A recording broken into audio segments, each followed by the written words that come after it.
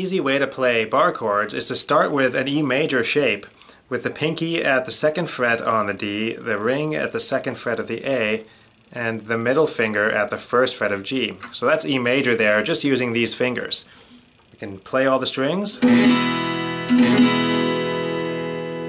Now to play a G bar chord, we would take these up to the 5th frets here and the 4th fret for the middle finger.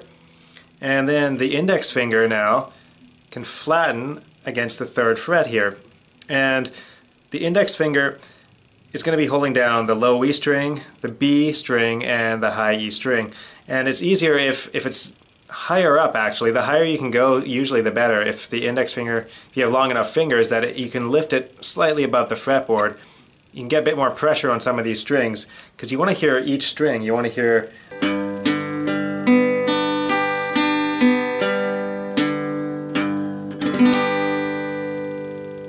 so again, you start with that open E chord.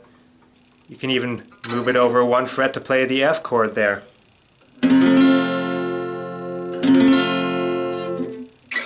3rd fret position for the G chord.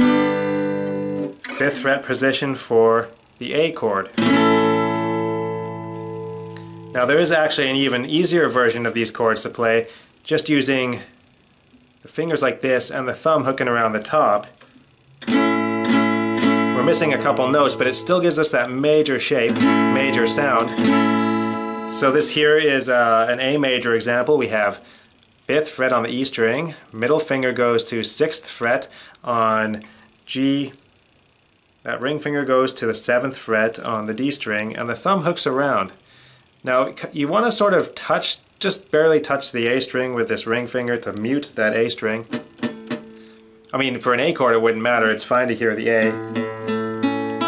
And then this high E string there, your index finger, hopefully you'll be touching that so you don't hear it. Although you could hear it for this chord because it's part of the A major chord. We can move this shape around as long as we have those high E strings and A strings muted to play other major chords using your thumb. 7th fret here we have a B major chord. 10th fret is a D major chord. 12th fret is a high E chord.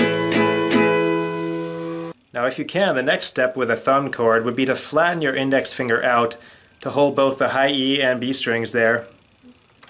And then you can hear, you know, your high root note, which would be on the E string. So for an A chord,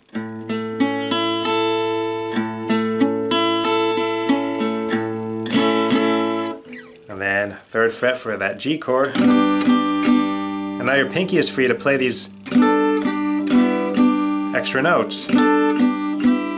Typically 2 frets past what the index is holding, so pinky's playing the 5th fret note. And we could do that for other chords, major chords. As long as the index is flat here,